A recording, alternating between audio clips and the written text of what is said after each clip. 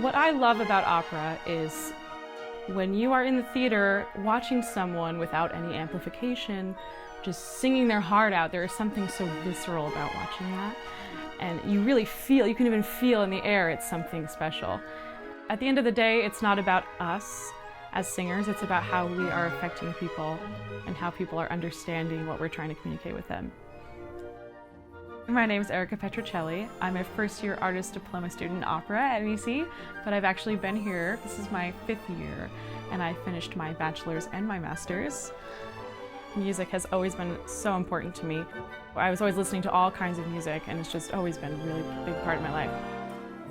I started taking piano at around 4 years old, and I started singing seriously in my a cappella group in high school. And my very first thing I sang in public was Shadows of the Night by Pet Benatar. And that seems a little convoluted as to how I got into opera, but I started studying with a teacher in Rhode Island, and she thought, maybe you should look into opera, I think you have something there. And so that's how it got started.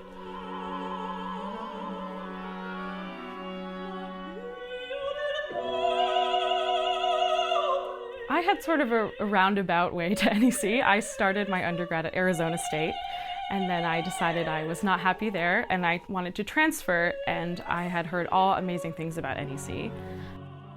When I first came here, I wasn't sure of who I was as an artist, and I didn't have a good community of singers. Just the encouragement from all the students and the faculty, it's such a warm environment. NEC has become my musical home and this incredibly nurturing environment for me as a singer. I can't imagine starting my career without having been here. Bradley is a wonderful teacher, and he is known as the tenor whisperer around the voice faculty. But I think as a soprano, he's worked out so well for me. He really understands technique and how to relate on different levels to different singers, and I've grown so much as a singer because of Bradley. Oh, you having fun? No, that's good. Now, Erica is a model for every student in every instrument that you would want to have in your studio. She takes the work seriously, but she doesn't take herself too seriously. And so she practices as much as a singer can possibly practice, and that doesn't mean just singing. That means studying the music, doing the preparation of the score, translations, all of the homework that needs to be done. She's done it every week before every lesson. So we get to the good stuff.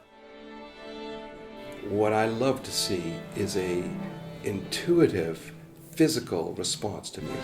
When the music starts, she's in it.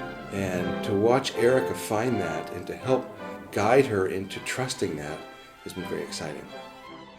There's so much needed to have a successful career beyond just having a great instrument. And I see all these elements in her that lead me to believe that she could have a very, very good career. Being a musician is an all-day kind of commitment. We start with coaching throughout the day, and then we have to practice on our own time. And while you can't practice singing all day for hours on end like maybe a violinist or a pianist, you still spend all those extra hours looking at your music, making sure you have all the right markings and breaths, and working on languages, because that's an extra layer to opera. When I was getting my master's, it became a huge problem for me because I was working part-time in retail, and I had to take auditions every weekend, and it just became impossible. Scholarship money allows us to focus more on the things that are really important to building us as musicians. On behalf of all the NEC students, we are so grateful for the support that this community gives us. You have made a huge impact in our lives. Without your help, we would not be able to be here.